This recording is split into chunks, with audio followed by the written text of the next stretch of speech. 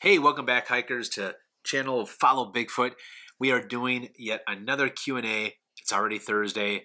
The weeks are just flying by. Before we get into anything, I just want to congratulate both the Eagles and the Patriots on the Super Bowl. Kind of getting tired of the Patriots making it every year, but you guys know that I'm a huge Vikings fan, and obviously we did not show up for the game. It is something that is common in our sports history of the Vikings. Anyway, I am pulling out my Wild jersey, go Wild, and yeah, just another heartache for our long history of heartaches for the Minnesota Vikings. All right, so what we've been doing lately is getting into our million step challenge, who the leaders are, where we're at.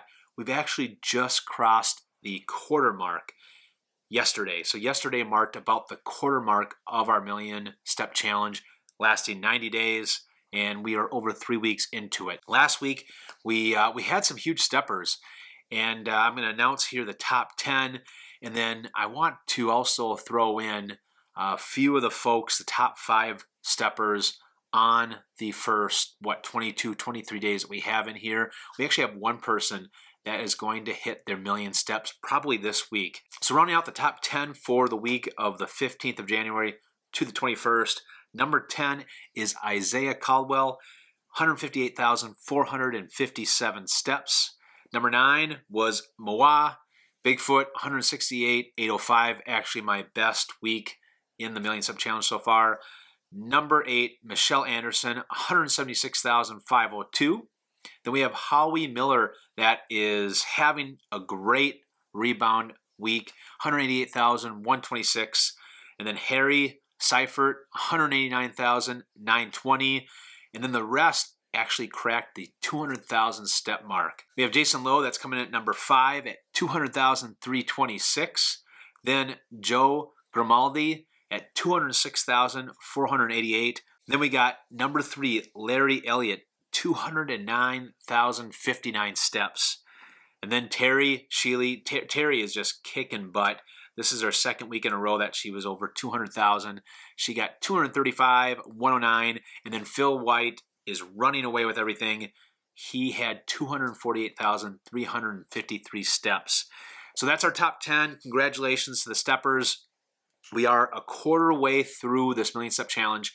So you need to be, to hit the goal of 1 million steps by the end of March, you need to be somewhere north of 250,000 steps to keep pace, just to give you an idea. But as for the top 5 steppers out there, these are just incredible numbers.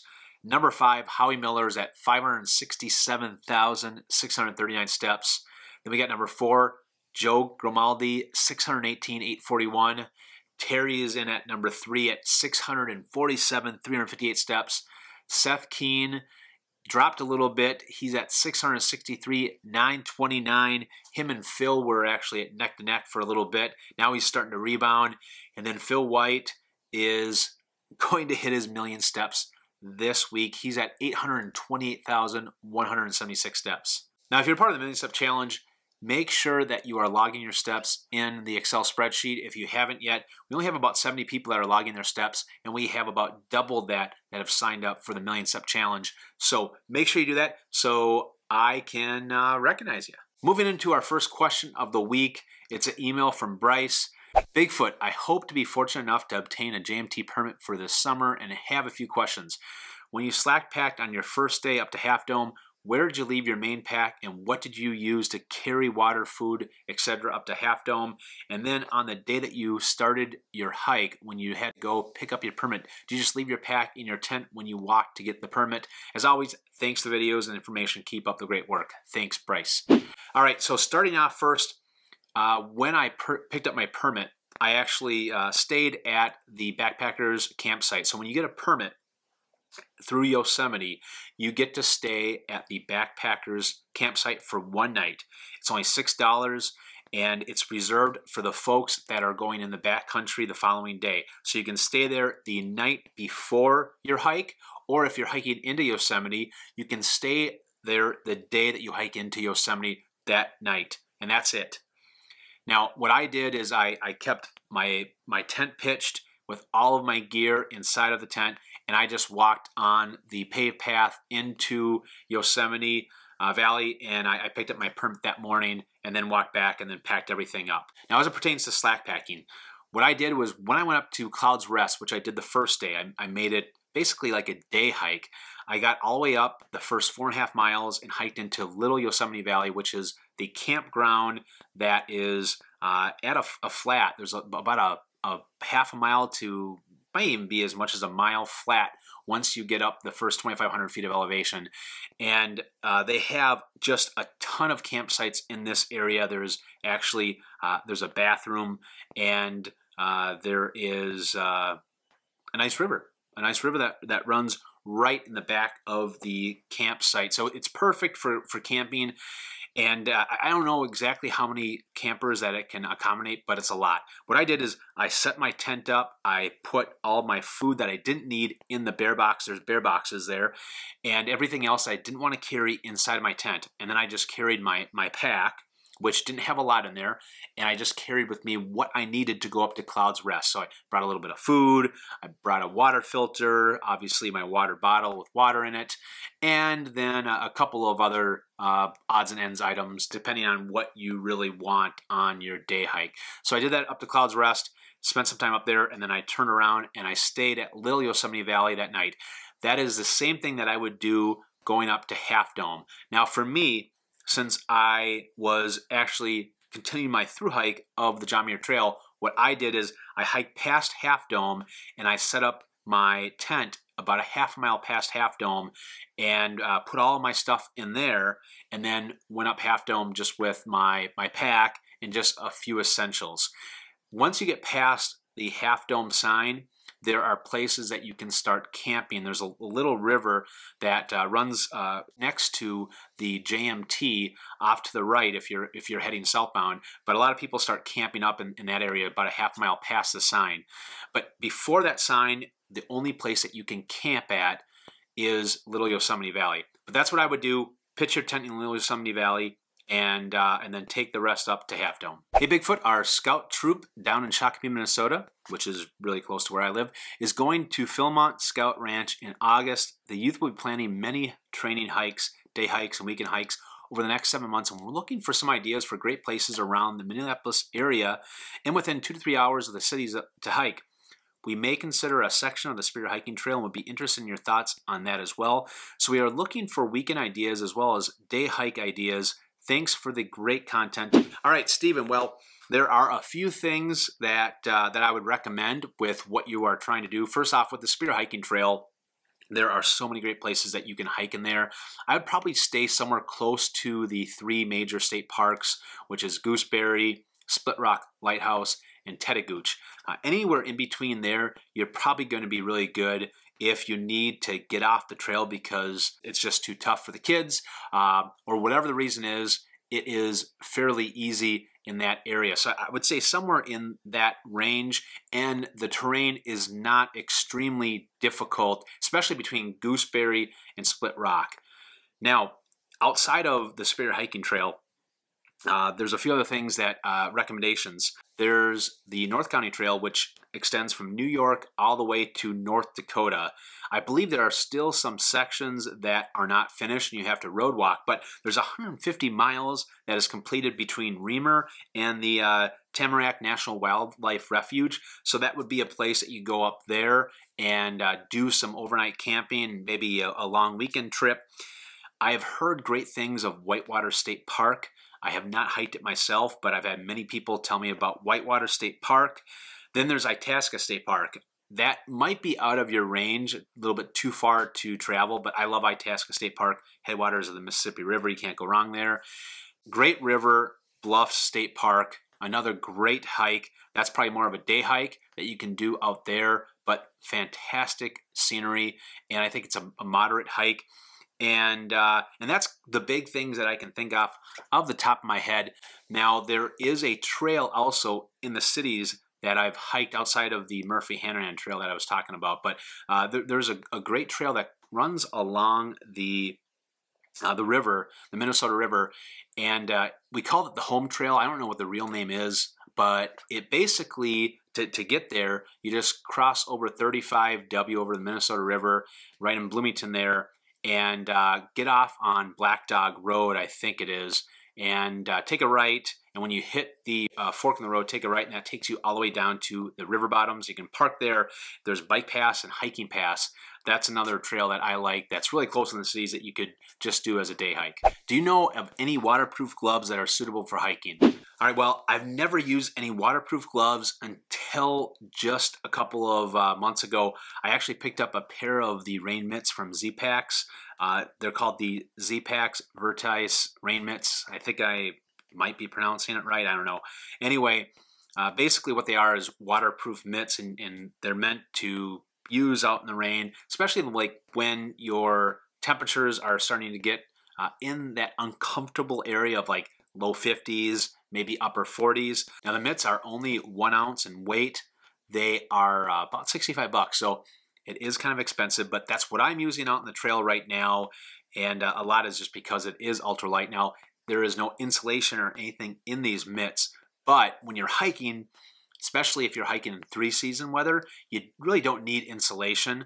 You just need something to be able to trap that body heat and keep your hands warm from the moisture, from the elements. Now, I'm sure that there's quite a few other gloves out there that others recommend, so if anybody has any advice to offer on this, please put them in the comments below. Hey Bigfoot, love the channel. My question, the AT&T network, is it still useless on the Appalachian Trail, or has the reception gotten better? My experience is from the through hike of 2016 on the AT. Cell phone service for AT&T was good on almost every peak. So anytime that we got on a mountain peak, I normally had cell phone service about 90% of the time, until I got into like New Hampshire and especially Maine.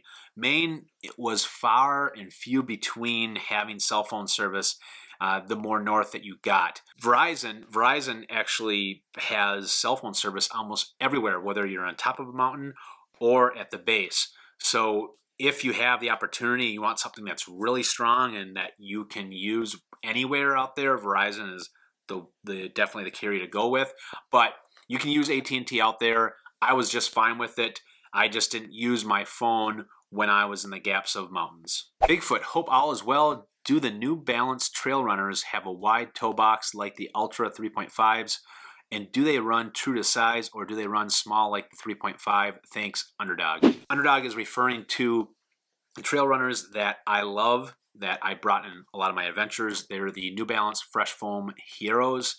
To my knowledge, what I've been told is they stopped making them. You can still find almost any size on Amazon, so I still use them. What I do is I actually get the larger width. So if you get the regular toe box, it's not as wide as the 3.5s. What I typically get is the 2E, or I've also gotten the 4E, which is really wide. I have wide feet. The 2E is good enough for my feet. If you have really, really wide feet, you go up to the 4E. Now, in terms of size, they are true to size. I always get my shoes one full size bigger than my feet. My feet are technically 10.5, and I always get 11.5 because when I'm hiking, my feet are going to expand, and I will have problems with my toenails. I've lost actually a toenail or two doing some hikes when I used to get smaller toe boxes and smaller shoes. My recommendation is to go a minimum of a half size bigger than your feet, but a full size is probably what most people go with. Question regarding a puffy. So I live in New York and I really hate to be cold. I'm going to hike the AT in 2019 and I'm having a hard time trying to figure out how to choose a jacket. I hike now in the early and late summer, so I don't ever really bring more than a raincoat. I plan to leave late March. I see there are no ratings on costs, so do I need a winter jacket or a spring jacket? Oh, and how do you know how much down is enough when looking at specs on coats for different temps? So leaving late March, you could see temperatures as low as the teens. In the middle of March last year, the Georgia section, I hiked the Georgia section, and the day after I got off the trail, there was about 4 or 5 days the temperatures got below or right around 0. It was freezing, which is abnormal for Georgia, but just something to consider. So you probably see temperatures down into the low teens possibly. And depending on how long that you're going to be on the trail for, I would recommend some sort of down jacket. I don't believe that you need a synthetic down, but it really depends on the person and if you are going to be actually hiking with your down jacket on. Now, I never hike with my down jacket on. If I get cold or chilly, I just throw my rain jacket on, and that's enough for me.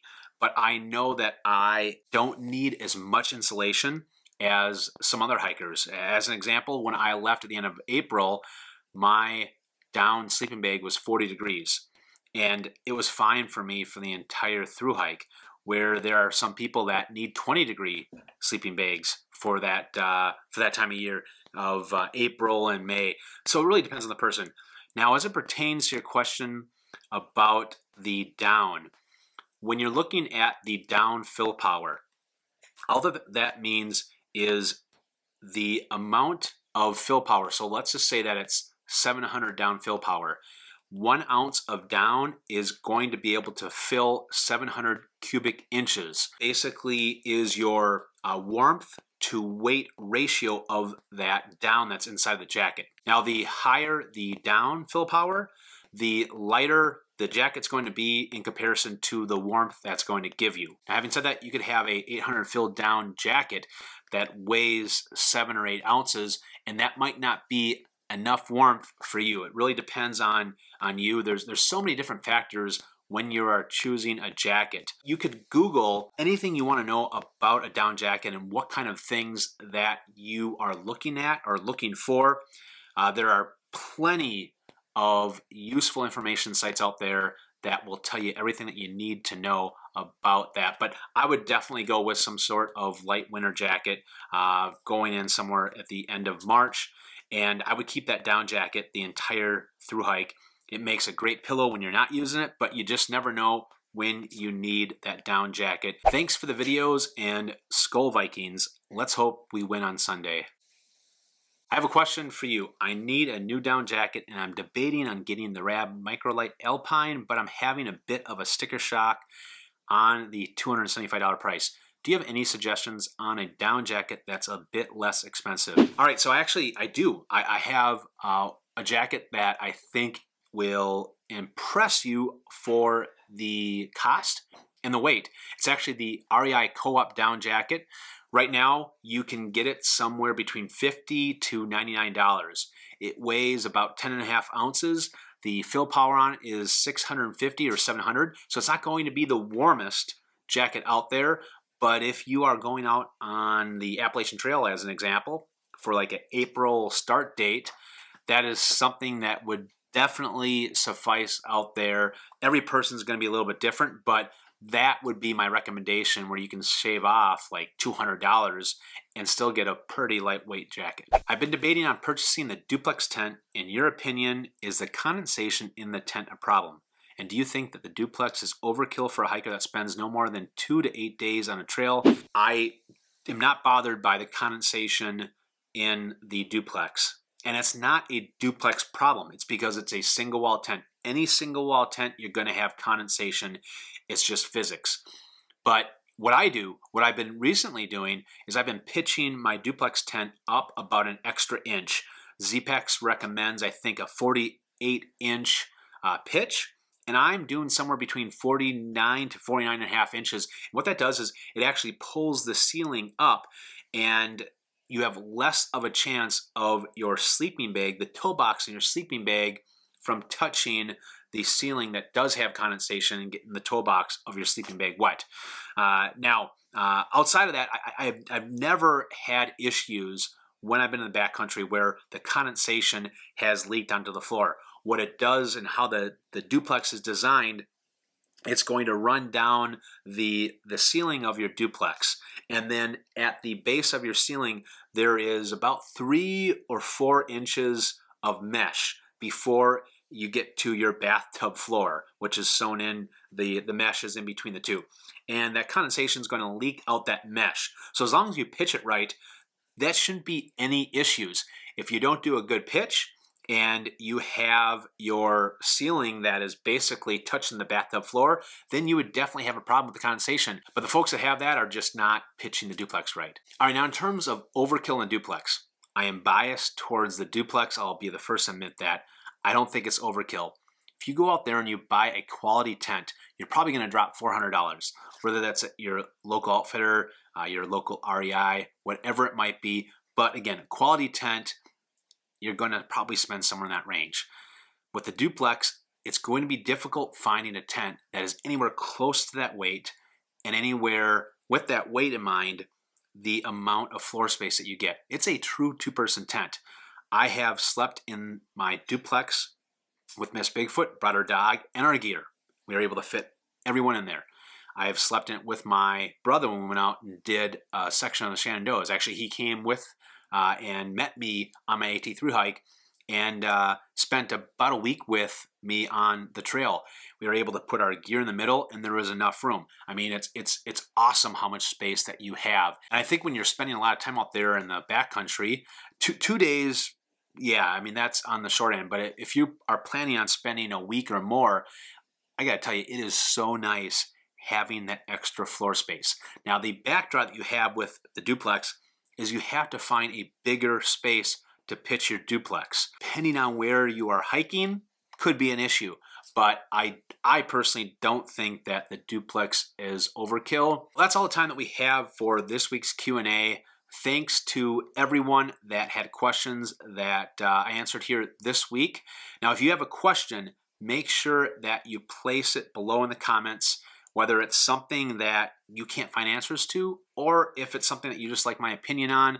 I will pull most of all my questions from the comment box below. You can also email your questions to followbigfoot@yahoo.com. Now, before we wrap up, for those of you that are still watching, I am going to do a monthly gear giveaway to my YouTube subscribers. That's right, we are doing the Patreon ones, which are for the patrons, but we are also going to do a monthly one for 2018 for all of you. I am going to give out the monthly gear box from Nomadic. If you watched my December videos, we gave away some Nomadic boxes during the Christmas gear giveaway.